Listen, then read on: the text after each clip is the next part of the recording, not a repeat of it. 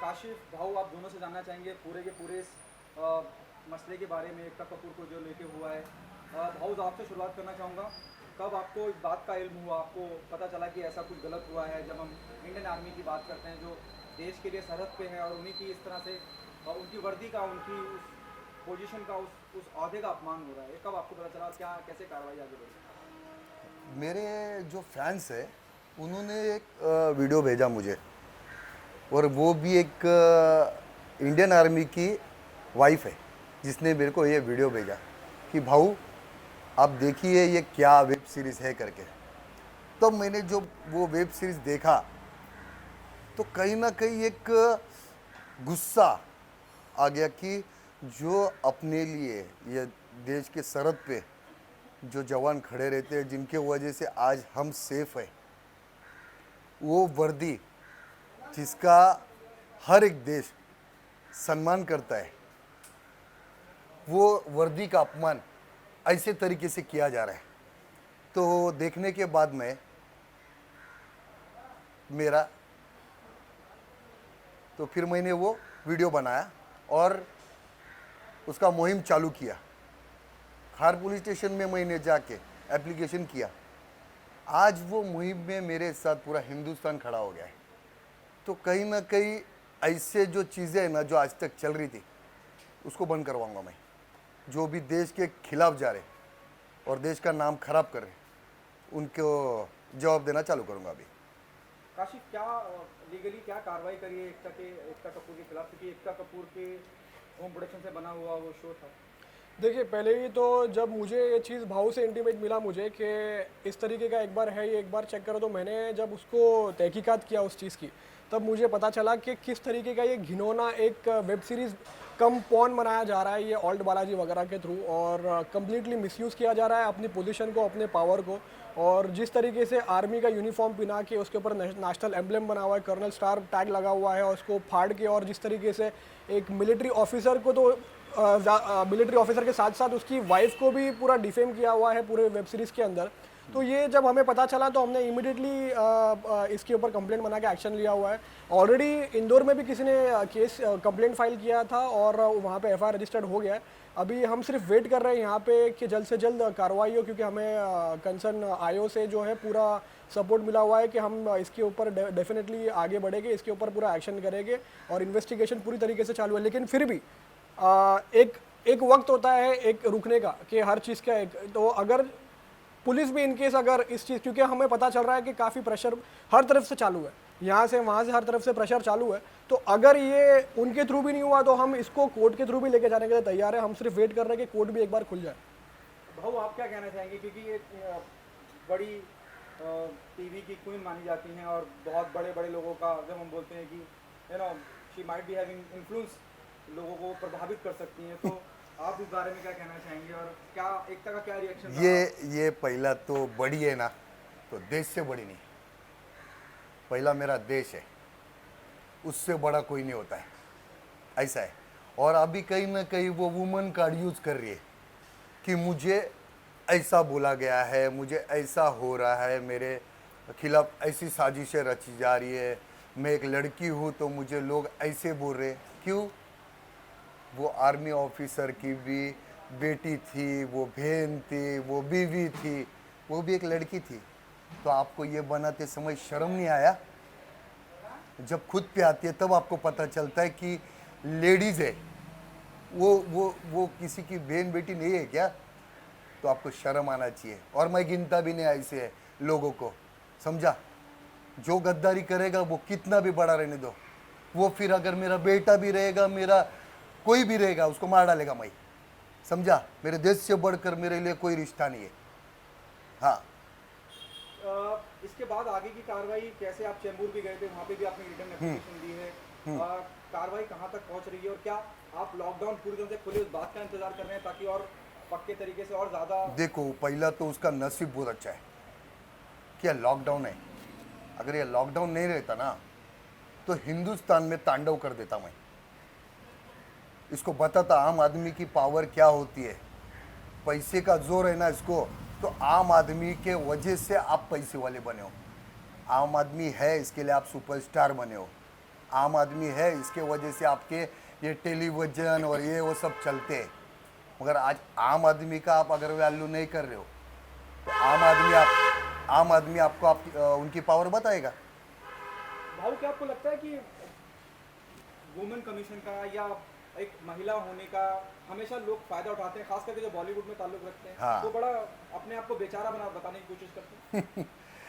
क्या है मालूम है, ये इनके एक चेहरा नहीं रहता है, इनके 10 चेहरे रहते, बराबर ना, 10 चेहरे लगा देते हैं। मगर एक आम आदमी की औरत है ना, एक उनके वो 10 चेहरे नहीं रहते, समझा। आज आर्मी की जो बीबी बनना खाने का काम नहीं होता है, आर्मी की बीबी बनना खाने का काम नहीं होता है। एक बार बन के देखो उनका बीबी, तब पता चलेगा वो बहन का भी फ़र्ज़ अदा करती है, वो बेटी का भी फ़र्ज़ अदा करती है, वो माँ का भी फ़र्ज़ अदा करती है, वो हर चीज़ बाप का भी फ़र्ज़ अदा करती है जब वो उनका पति बॉर्डर पे रहता है। कोई जाके पूछता नहीं। आज मेरे को बताओ ना, एक भी ऐसा आपने सीरीज़ बनाया जो उनके घर में जो चालू है, एक जवान जाने के बाद बॉर्डर के बाद उनके हाल क्या होते हैं वो निकाला आपने? कभी बताया लोगों तक? आप क्या मैसेज पहुंचा रहे हो लोगों तक? आज अगर कल कोई बच्चा आर्मी का अगर पढ़ाई कर रहा है तो वो कल जाने से पहला ना सोचेगा, क्योंकि आपने ये मैसेज इतना गंदा दिया है। भाऊ उन्होंने वो डिलीट करने के बाद आप मानते हैं कि डिलीट करते ही ये बात कंफर्म हो जाती है तो कि आप डिलीट गलत क्यों किया? अगर आप गलत नहीं थे तो डिलीट क्यों किया आपने? यानी आपने एक्सेप्ट किया कि मैं गलत वीडियो बनाया, ये आपने एक्सेप्ट किया, इसके वजह से आपने डिलीट किया ना। अरे मैं बोलता हूँ यार, मेरे को सॉरी की बात ही नहीं कर रहा हूँ, मेरे को सॉरी मत बोल, मगर कम से कम आपने जिनका दिल दुखाया, जिनको अपमान किया है, उनको तो सॉरी बोल। इंडियन आर्मी को सॉरी बोल, उनके फैमिली को सॉरी बोल। नहीं बोलेंगे, इनको बहुत घमंड है और ये घमंड उतार देंगे हम लोग। काशिफ जैसे भाऊ ने कहा कि घमंड, क्योंकि बहुत ईगो है बड़ा होने का, रिच होने का, इन्फ्लुएंस होने का, एलिट सोसाइटी से आने का, आगे की क्या कार्रवाई होगी जिससे, और एकता कपूर से की तरफ से कुछ लीगली हमारे पास आया है क्या नोटिस वगैरह? मैंने अभी भाव के बिहाफ पे एकता कपूर को उनके व्हाट्सएप पे एक नोटिस भी भिजवाया था, जहाँ पे हम उनसे 14 डेज़ के अंदर इंडियन आर्मी को माफ़ी मांगने के लिए बोल रहे हैं, टेंडर अपॉलॉजी पेपर के थ्रू, इलेक्ट्रॉनिक मीडिया के थ्रू, लेकिन अब तक उसका भी कोई रिस्पांस आया नहीं है। तो हमने हमारी सारी लीगल फॉर्मेलिटीज़ पूरी कर चुके हैं। और जैसे कि इसीलिए मैंने आपको बताया कि जिस दिन कोर्ट खुलने का सिर्फ वेट कर रहे हैं, क्योंकि आज की तारीख में एक काइंड ऑफ लॉलेस सिचुएशन आ चुका है कंट्री में। तो काफ़ी जो है लोग किस अलग अलग तरीके से अपनी अपनी जो है क्राइम फैला रहे हैं, लोगों को सता रहे हैं, ये कर रहे हैं। और दूसरी बात रही बात कि एकता कपूर के खिलाफ जो है काफ़ी लोग जो है इकट्ठा भी हो रहे थे, लेकिन ये इंडस्ट्री के लोग जो है वो हिम्मत नहीं कर रहे थे आगे आने की, क्योंकि उनको फिक्र है कि कभी भाई काम नहीं मिलेगा, कुछ नहीं मिलेगा, क्योंकि इससे पहले भी काफ़ी ऐसी कंप्लेंट्स आ चुकी है कि किसी के पैसे नहीं दिए, किसी के पैसे रुकवा हुआ है। तो ये लेकिन कोई हिम्मत नहीं कर पाया। अभी हम देखिए कि जितने भी नेशनलिस्टिक जो हीरो अपने आप को बोलते थे एक्टर, अक्षय कुमार हो या सनी देओल हो या विकी कौशल हो, क्या किसी ने भी आवाज़ उठाया इस मुद्दे पे? जो आर्मी की ड्रेस यूनिफॉर्म पहन के अपने आप को पिक्चर में हीरो दिखा के उनके नाम पे पैसे कमाए, कोई आगे नहीं आया, कोई भी नहीं आया। लेकिन आज ये एक आम आदमी, हिंदुस्तानी भाव विकास फाटक, आज ये आगे आए, जिसकी जो इनकी आवाज़ सुन के पूरा देश इनके साथ में आया, ये बहुत बड़ी बात है। पहले तो वो सुबह से शाम तक जो फौजियों के नाम पे जो डिबेट करते मीडिया में, वो किधर है? जो फौजियों के नाम पे जो डिबेट चलता है सुबह से शाम, जो मीडिया में बैठ के फौजी के ऊपर ये हो गया, फौजी के ऊपर वो हो गया, ये हो गया, वो किधर है? किधर है उन लोग? नहीं दिख रहे, कोई भी नहीं दिख रहा है। क्यों? यानी आप बस उनका नाम इस्तेमाल करके आपका नाम बढ़ाना चाहते हैं। भाऊ क्या आप मानते हैं, जैसे काशिफ ने कहा कि बहुत से लोग इस वजह से आगे आवाज़ नहीं उठाते हैं, कहते नहीं है कि भाई काम नहीं मिलेगा, काम नहीं मिलेगा। और आप बिल्कुल उसके उल्टा हैं, अपोजिट हाँ। हैं। तो ये हिम्मत, ये हौसला कहाँ से आता है? अभी बिग बॉस से जाके आया ना, मुझे बहुत ऑफर आए, बहुत सारे प्रोड्यूसर डायरेक्टर बोले कि भाऊ पिक्चर में काम करना है, ऐसा ऐसा, मेरे को स्क्रिप्ट समझाए सब कुछ। मगर मैं अभी भी बोल रहा हूँ, मेरे देश से बढ़कर मेरे लिए कोई नहीं। पहला मेरा देश है, उसके बाद सब कुछ है। तो जब तक ये, और मुझे फ़र्क भी नहीं पड़ता है कि इंडस्ट्री मुझे काम दे या नहीं दे। भाऊ पहले भी खुद के दम पे खड़ा था, आज भी खुद के दम पे। किसी ने बनाया नहीं भाऊ को, खुद के दम पे बनाए।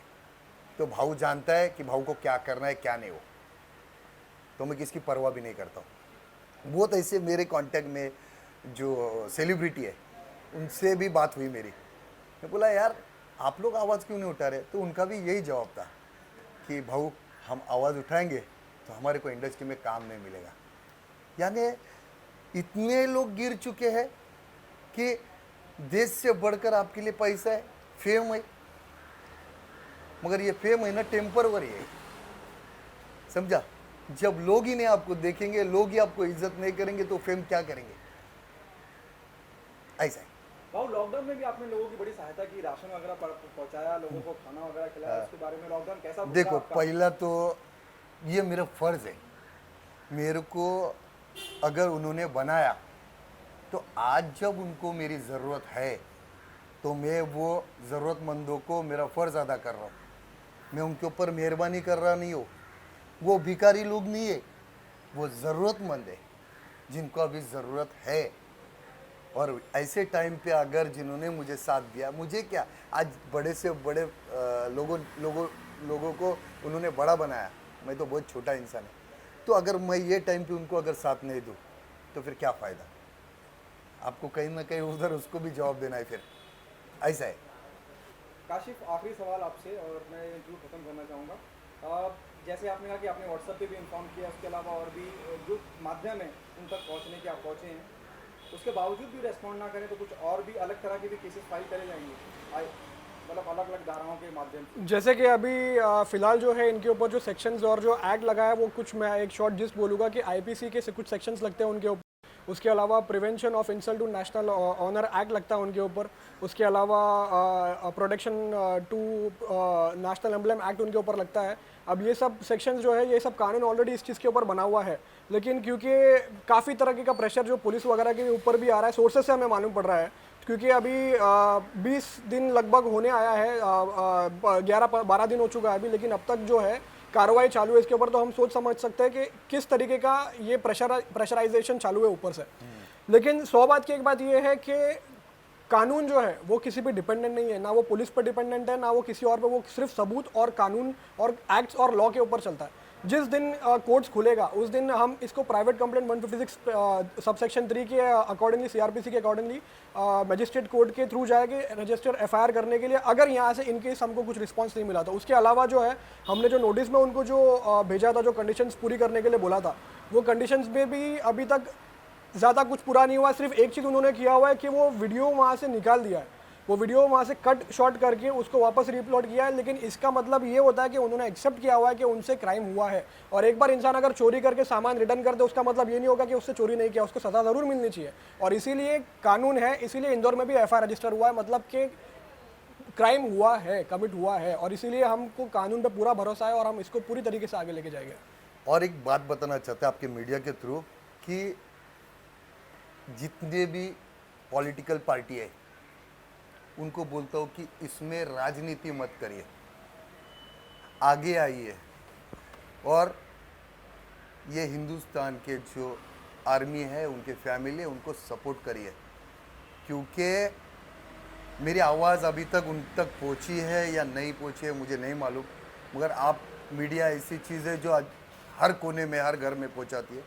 तो मैं रिक्वेस्ट कर रहा हूँ सारे पॉलिटिकल पार्टियों से, नेताओं से, और ख़ास करके हमारे महाराष्ट्र के सीएम से, उद्धव जी से, कि प्लीज़ आप इसके ऊपर ध्यान दीजिए और इंडियन आर्मी को इंसाफ दिलाइए। हाँ, क्योंकि मुझे अभी 12-13 दिन हो गए खार पुलिस स्टेशन में एप्लीकेशन दे के, मगर अभी तक कुछ कार्रवाई नहीं हो रही है। तो आप अगर हो सके तो इतना आप करिए, क्योंकि इसमें उनको जब इंसाफ मिलेगा तो कहीं ना कहीं उनको ये लगेगा कि हमको भी इंसाफ देने के लिए कोई तो खड़ा है। बस एक आखिरी चीज़ ये है कि उनको इस तरीके के लोगों को पद्मश्री अवार्ड भी दिया हुआ है, तो जो देश की आर्मी पे उनको उनके ऊपर घिनौना मजाक कर रहे हैं, उनके ऊपर गंदी चीज़ें, अश्लील चीज़ें बना रहे हैं, क्योंकि आर्मी हमारे देश की सिक्योरिटी है, वो वहाँ खड़े हैं तब जाके हम यहाँ पे सेफली बैठे हैं, अपना जो है वो फ्रीडम यूज़ कर रहे हैं। लेकिन इस तरीके के लोगों को जो पद्मश्री अवार्ड दिया गया है, हमारी रिक्वेस्ट ये भी है इस आपके माध्यम के थ्रू के ये आवाज़ सेंट्रल लेवल तक पहुंचे और इनका जो है पद्मश्री अवार्ड इनसे इमीडिएटली वापस लेना चाहिए, क्योंकि इस तरीके के लोग लायक नहीं है जो हमारे देश के ऊपर सवाल उठाए, हमारी constitution of India article 51A को फॉलो नहीं कर रहे, उनको इस पद्मश्री अवार्ड देने के वो बिल्कुल लायक नहीं है। नहीं, मगर वो पहला तो मुझे ये नहीं समझता है कि वो एकता कपूर का ऐसा देश के लिए क्या योगदान था जिसके वजह से उसको पद्मश्री अवार्ड दिया। सास भी कभी बहू थी इसके लिए हाँ, या किसके लिए? हाँ भाऊ आपको साइलेंटली कुछ मैसेज देना चाह रहे हैं, हाँ, आप साइलेंटली कुछ मैसेज देना चाह रहे हैं। नहीं, साइलेंटली मैसेज की बात नहीं है। मैं सीधा ये बोलता हूँ कि ऐसे लोगों को आप क्यों इतने बड़े बड़े अवार्ड दे रहे हैं? अरे वो अवार्ड उनको दो जो सच में देशभक्त है, जो देश के लिए कर रहे, उनको दो ना। इनको क्यों दे रहे? क्योंकि सास भी कभी बहू थी और वो XXX बना इसके लिए। तो यह अभी नहीं चलेगा, यह नया हिंदुस्तान है, यह घुसेगा भी और ठोकेगा भी अभी। हाँ, तो धन्यवाद, जय Hind. Thank you so much.